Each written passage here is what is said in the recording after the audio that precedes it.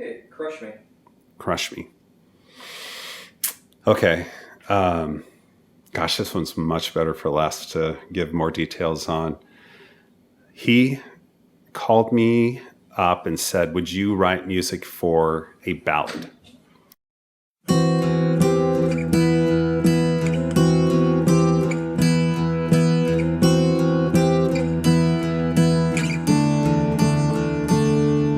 Crush Me, yeah, that was a very different approach to that song too. A very personal song that Les wrote. All right, this episode is all about, how God works in you and what he has to do to make you like Jesus. Crush Me came out of left field. I was like blown away when I heard it. I put an idea down. I just literally grabbed an acoustic guitar, start playing a riff that's a little bit like Aerosmith Dream On, and just started kind of digging on that, just changing, and I did some different things to it. Then I found kind of a verse section I liked and kind of a pre-chorus section. We tried some other things, and it didn't feel right. It wasn't working right, so we went very basic on that. And there wasn't a whole lot of drums in the song, but the amount of drums that were there, it just had to be a certain amount. I couldn't overplay. Acoustic guitars were just singing. I don't know what effect they used. Must have been a compressor with some kind of a chorusing or something, but oh man, just really blew me away. And coming in with the drums, no crash cymbal, and just holding it down, very basic, and just kind of exiting very simply. Like another piece of music, handwritten on a score. The symphony of wisdom, swept from heaven's floor. for the most part, I mean, the drums do kick in with bass, but it's all about Les's voice. And I remember on during the Last Supper that Jesus took the bread and he broke it, and he said, "This is my body," and and in effect, God does that with each one of us.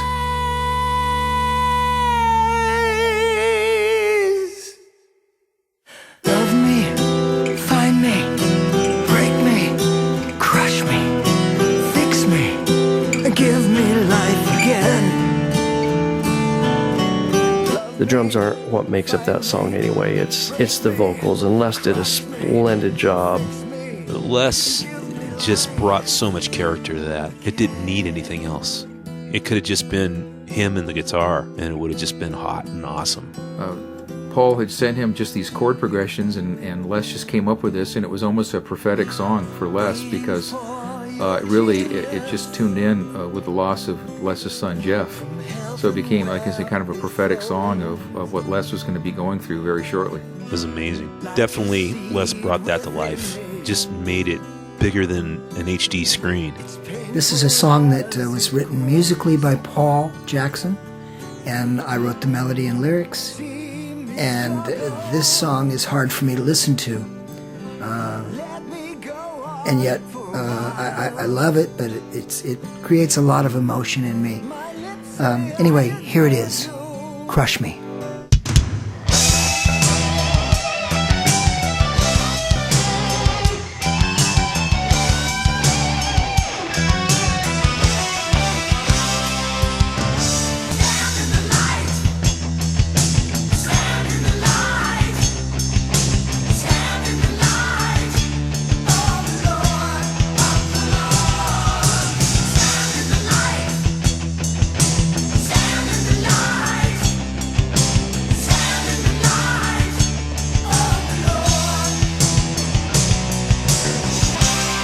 And now, here's your host, Paul Doty, with Michael Bloodgood. Hi, I'm Paul Doty, and you are listening to Stand in the Light, the Bloodgood podcast. We want to thank everybody that's taken this journey with us, just kind of dissecting all of the tracks on the album Dangerously Close. Today, we are looking at the song Crush Me. Joining me here today in the studio, is Bloodgood's Michael Bloodgood. Hi, Mike. Oh, how you doing? I'm good. Good. Me too. Rolling right along. Yes. Today's song is Crush Me. A very different song from us. This is to say it's heartfelt is kind of a misnomer. I mean, it goes so far beyond that. All acoustic, except for just the one tag at the end. Paul had sent Les this chord progression, and this song was born out of it. And Les had just gone through a real hard time with a relationship issue. I'll let him discuss that part of it. But Les was just at my house a while ago, and we were talking about, actually it was last year, we were talking about this song in detail, just the two of us, and he mentioned it was such a prophetic song because it wasn't going to be long after this song was finally mastered that his own son Jeff was going to pass away. And Jeff was a young guy, he's only 48 years old. And like I said, it was prophecy of what was coming. And just this turning to the Lord and just in a horrible, horrible time, a painful time, a dark time. But knowing that God was in control, that God loved him, and this seemingly crushing was going to make Les into a better man, a stronger Christian. And that's the way it works. When you read Peter and you read James, their letters, and Paul's, our faith is not tried in times of plenty and a plethora, but it's in times of struggle and trial that our faith becomes real. We can say, oh yeah, I believe this and I believe that, but when it all of a sudden hits you, when somebody dies or you're hungry or whatever it might be, then the word becomes very real to you, and you either believe it or you don't believe it. And Les and Joyce and Les's daughter Faith losing Jeff was, for all of us, was just horrible. It was just, it just stopped us all in our tracks. And you either grow or you become bitter and you turn away. And of course, which is the right choice is to do it. And this is all part of God's plan. And you have to just rest in that. And again, that's something the world doesn't have and other religions can't offer you, because Christianity isn't a religion, it's a relationship with Him. So when you go through those struggles and those dark times, that He is there. And even though you think you're going to break, you're not going to break. He's going to see you through it because He's feeling that pain, just like you're feeling that pain. And that's how we grow, and that's how our faith becomes real, and that's how we become more like Christ.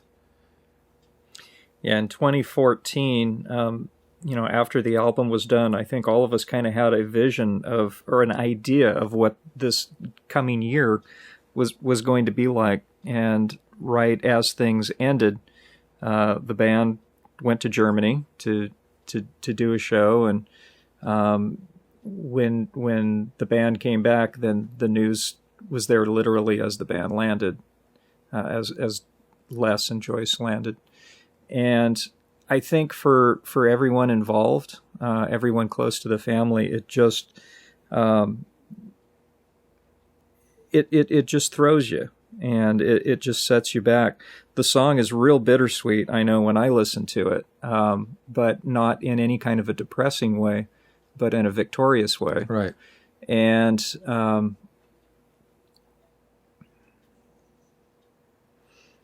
It nailed us all. I mean, I was still in Germany when I got the news. I got an email from Joyce, and I was just kind of looking at it, and it's one of those things like you're going, what?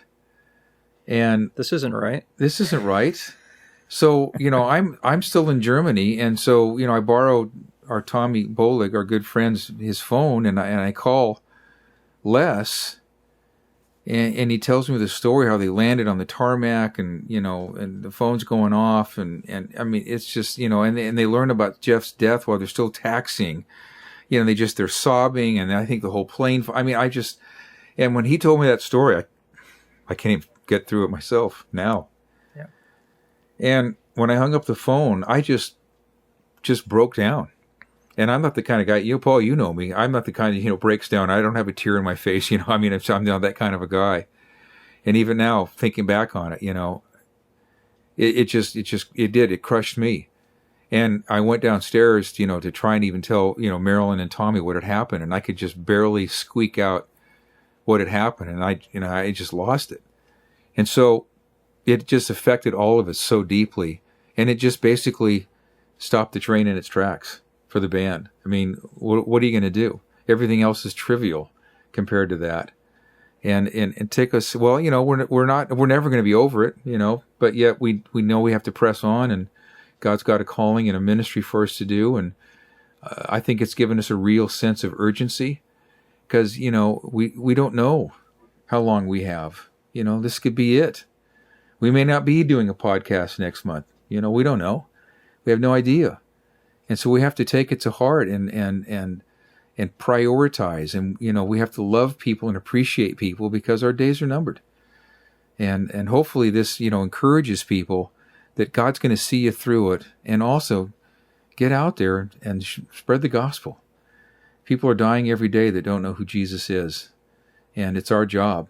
God doesn't paint things in the skies. It's us, you and I. We're the gospel. We have to get out there and we have to share it with people. Definitely a song that changed a lot for all of us that are involved in and around the band and around the Carlsons. Yeah. And will forever, I think of differently, and will be somewhat of a memorial. But I also can't help but to think of the people out there that God will use this song in, that are going through right now similar places in life, and trying to piece it together and make sense of it, and yet possibly know that, okay, I know that God is in control. Mm-hmm. And there was just a real sense with this that of the song being prophetic. Yes. And knowing in hindsight what was going to happen. An amazing, moving song. And if you're going through something right now, and perhaps the song will speak to you in some way, and we hope that it does. And we are going to give a listen to Crush Me.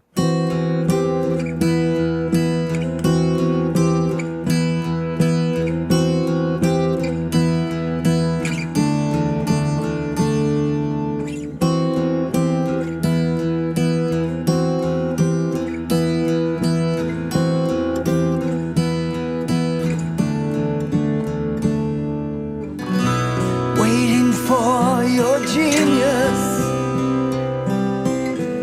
from heaven where it flows like a seed within me. It's painful as it grows. See me struggle,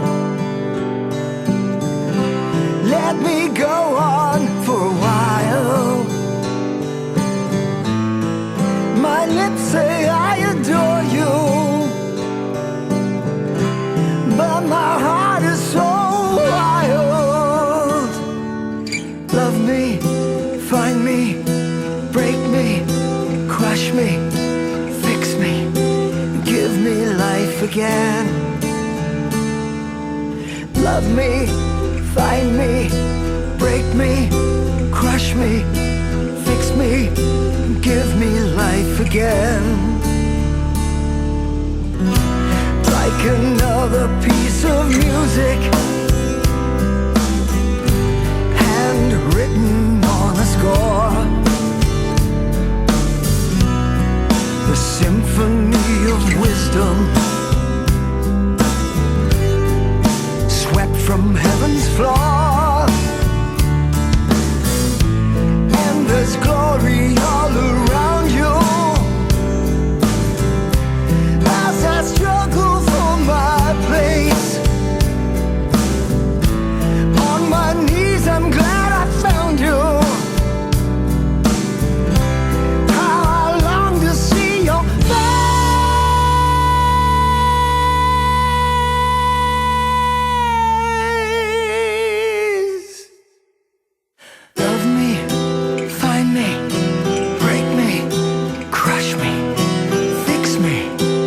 give me life again.